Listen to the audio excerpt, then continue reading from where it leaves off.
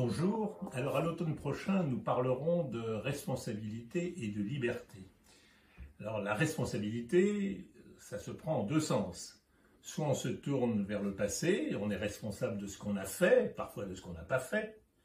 Soit on se tourne vers l'avenir et on est responsable, par exemple, de nos enfants, des générations futures, voire du sort de la planète, de ce qui viendra. Alors, on va plutôt s'intéresser à la responsabilité vis-à-vis du passé, parce que c'est elle qui pose des problèmes plus graves du point de vue de la liberté.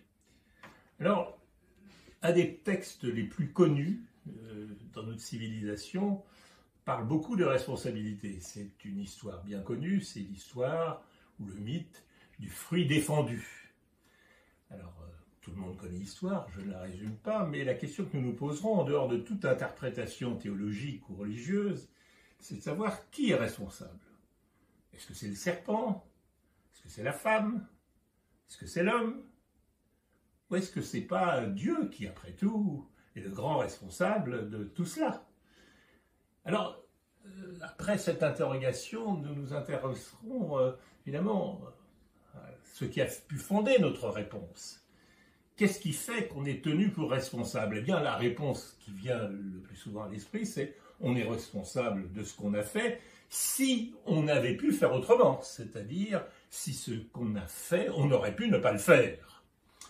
Eh bien, cette notion de responsabilité est une notion importante dans notre civilisation, dans notre culture, parce qu'elle fonde toute la théorie rationnelle du droit. Parce qu'il y a des cultures où on est responsable simplement, ou même des idéologies dans lesquelles on est responsable simplement de ce qu'on est.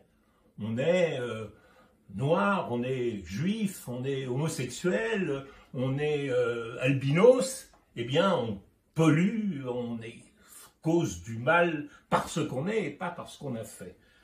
Alors, qu'est-ce qui fonde cette idée qu'on est responsable de ce qu'on a fait et non pas de ce qu'on est?